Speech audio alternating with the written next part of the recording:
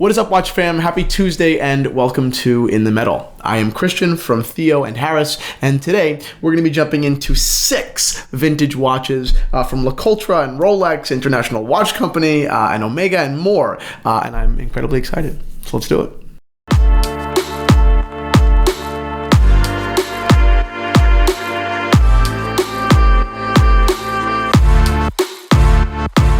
Although typically I would do a quick wristwatch check, anything I would be wearing is currently on the table. So let's jump into it. Okay, first, a LeCoultre. Actually, probably the first LeCoultre that I fell in love with at least 2 years ago. It's a Powermatic. What is a Powermatic? A Powermatic is a watch to me that has one of the most awesome, interesting, and kind of fun complications you can have. I mean, without, maybe being a sports watch. We dress watch guys don't really get to have too much fun with complications. Perpetual calendars aren't really affordable at all. But something like this, a little indicator at 12 that displays the amount of hours left in the charge of the watch. How many hours before it's dead without movement.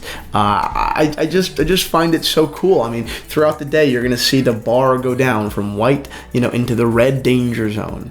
I just find it incredibly just interesting and beautiful, even if it is useless.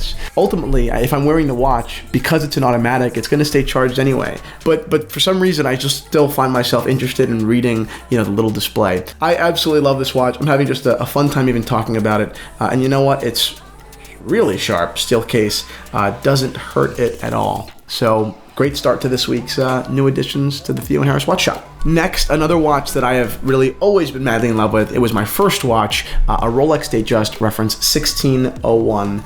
This one with its original Jubilee bracelet, actually. But even more important is its original silver linen dial. An absolutely beautiful asset on this watch. Not something that I see often at all. I buy and sell Rolex every single day.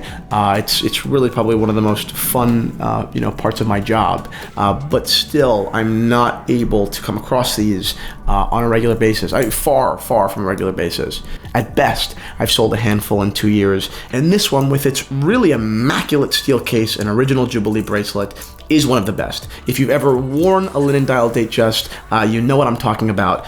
These things will put you in a trance of detail. I do promise you that. Moving on to our next watch, it's an automatic Waltham day date. And the day date has a really interesting display. You've got the day all the way on the left and the date all the way on the right. Not something I'm used to seeing often at all. But the reason I bought this watch was its dial. Although it is a dive watch, it does remind me of kind of like one of those vintage racing dials. The entire dial is basically it's actually completely untouched and flawless, and that blue outer track absolutely pops. And if it's case condition you're interested in, just have a look at this.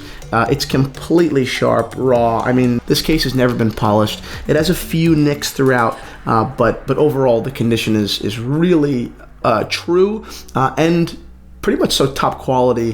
What a beautiful watch. Moving on to our next watch, we've got an absolutely beautiful IWC here. This is a pretty special moment for me. I've sourced 2 IWCs, vintage IWCs, for clients in the past, but I have never actually curated one to be offered on theoandharris.com. So this is, to me, it's a really cool moment because I genuinely believe in the value of this brand. Its design is classic and simple. I love the little details, particularly if you take a look at the hands. They have these pointed dagger ends that I know it's a small detail, but really, really interest me. And the automatic caliber 853 inside is one of the most accurate movements I've been able to time. I am very much so into this watch. I see a very bright future for the vintage IWC market. Many are extremely expensive, but there's that sub $3,000 area that is still really, really, really valuable. So yeah, this is one of the highlights of the watches I've curated in a long time. I'm really, really proud of this one.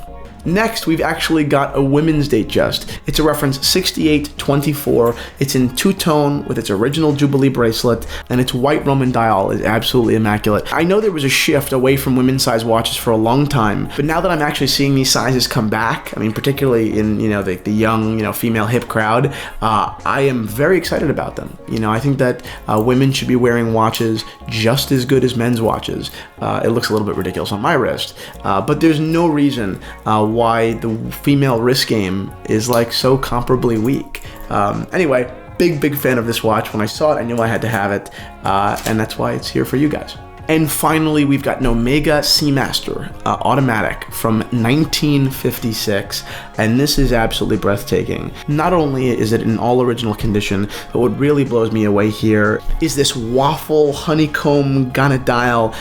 It's very finely textured, not something you can see from afar, but as soon as you get a little bit closer, you really notice the detail in this dial, which is absolutely spectacular. That is one of the best Omega Seamasters I have been able to offer maybe ever. So I'm obviously very proud. But that's it, guys. These are the brand new additions, or the vintage additions, to the watch shop at theoandharris.com. I definitely encourage you to go over to the shop, even if you're not looking for a watch, just to check out Anna's photography. She does a wonderful job. There are honest shots that show off the watches as they are. And that's it. This was absolutely my pleasure. If you have any questions about these watches, please shoot me an email at info@theoandharris.com. It will be my absolute pleasure to assist you. Speak soon.